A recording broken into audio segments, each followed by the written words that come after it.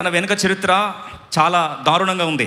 వెనుక చరిత్ర వెక్కిరి చూపులు చూస్తూ ఉంది. వెనుక చరిత్ర ప్రకారము ఈయన ఎవరి కొడుకు అంటే, సమస్య వస్తే పారిపోయేటోని కొడుకు, సమస్య వస్తే నట్టేట్లో ముంచేటోని కొడుకు, సమస్య వస్తే చేతులెత్తి హ్యాండ్ ఇచ్చారంటారు కదా, చేతులు ఎత్తేసేవాని కొడుకు, సమస్య వస్తే దేశదిమరలాగా నట్టేట్లో ముంచి పారిపోయేవాడి కొడుకు అని మాట్లాడుతూ ఉంటే, పలాని వెనుక చరిత్ర, పలాని వెనుక చరిత్ర, పలాని బ్యాక్గ్రౌండ్ అంటే షమ్మ అంటాడు, అది నా గతం నా ప్రస్తుతాన్ని నిర్దేశించడానికి వీలు లేదు, నా గతం నా గమ్యస్థానాన్ని ఏలే అధికారం లేదు, గతంతో ఆగిపోవాలని చెప్పి అందరూ పారిపోయి కుమ్మాడు అన్నారా? సరే, ఇప్పుడు షమ్మ ఎవరో చూపిస్తాను.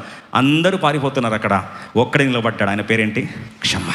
ఈరోజు నువ్వు ఏ బ్యాక్గ్రౌండ్తో వచ్చావు సంబంధం లే, నీ తల్లిదండ్రులు ఎట్లాంటిలో సంబంధం లే, నీ వెనుక చరిత్ర సంబంధం లే, బహుశా నీ కులం ఎట్లాంటిదో సంబంధం లే, అసలు బహుశా నీ గతం పలాని వ్యక్తి యొక్క బిడ్డ, పలాని వ్యక్తి కుమారుడు అని చెప్పి ప్రజలు నీ గురించి ఎంత తుస్కారంగా మాట్లాడినా గాడ్ డజంట్ కేర్. గతంతో దేవునికి సంబంధం లేదు, దర్శనంతో సంబంధం. It is only matter of the dream and the vision that matters, not your past.